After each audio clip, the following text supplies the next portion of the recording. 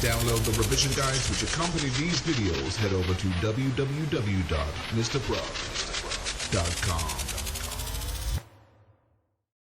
Hello and welcome to this video, my analysis of Macbeth Act 1 Scene 2. It's part of a continuing series, so please do subscribe to the channel and give the video a thumbs up.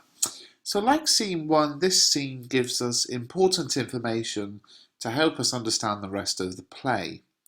The main part of this scene is the wounded sergeant who's come back from battle to tell Duncan and also the audience about what has happened. Now Macbeth, and to a lesser extent Banquo, are described through their actions in battle. And this is the first we hear about these characters. So in that respect, Shakespeare is presenting the character of Macbeth to us through the opinions of other people.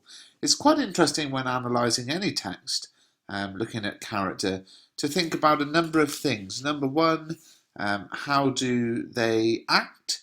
How do they speak? What do they think of themselves? But also, very interestingly, what do others think of them? And that's what we're looking at in this scene. Now, doing it that way has two effects. The first is that it builds anticipation in the audience for when they actually do get to meet Macbeth. After all, the play is named after him, so he has to be a big deal.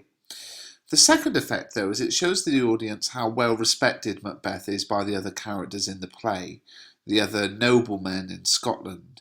And this gives the events that follow in the play much more drama and emotional impact. He's a universally loved character at the beginning, and through his own actions he's going to ruin everything. So it's not like he's an out-and-out bad guy and he just acts like a villain. He's a good guy, everyone loves him, and yet it's all going to kick off and go downhill.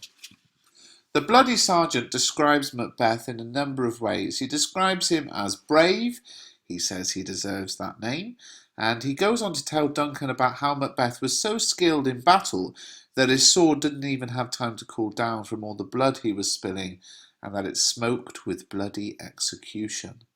So all of that imagery used there is brutal, blood-filled and shocking, and it's finished this part of this sort of retelling with a description of how Macbeth carved a path through the soldiers of the rebel forces, found the rebel leader, MacDonald, and unseamed him from his knave to his chaps. So what does that mean? Well, what it basically means is that Macbeth literally unzipped him from his belly to his chin, chopped off his head, put it on a stake, and the fact that is that the king and his men find that admirable and praiseworthy, such is the bizarre world of this historical context. And it gives us a good indication of the sort of world in which the play is set. It's very masculine, violent, honour-bound. In order to be considered a good and worthy man, you have to prove yourself in battle. And one who kills people in large numbers in battle is certainly thought of as good. Now later in this scene we learn that a Scottish nobleman, the Thane of Cawdor, betrayed Scotland and sided with the King of Norway in an attempt to invade. And he's stripped of his title, which is then given to Macbeth as a reward for his bravery and his loyalty, in the quote, "What he hath lost, noble Macbeth hath won," end quote. So here Shakespeare is creating an interesting paradox. While we're supposed to see the contrast between a disloyal, treasonous Thane of Cawdor and a loyal, brave one in Macbeth, by the end of the play they're very similar, with Macbeth going on to betray his king and his country. And that is an example of what we call foreshadowing, or echoing, a technique that Shakespeare uses throughout the play.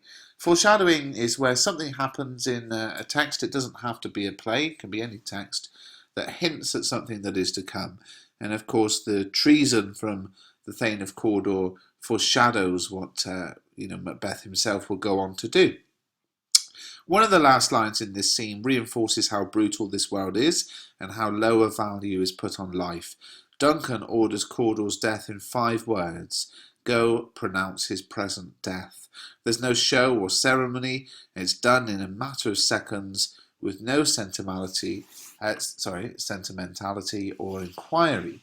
So you see, there's quite a shocking, brutal, violent world in which this play is set, and that adds to the tension. In Act 1, Scene 1, we had the element of the supernatural. In this scene now, we have this element of this kind of fierce battle and this sort of masculine, aggressive environment. So it's all building up and creating more and more tension for the audience.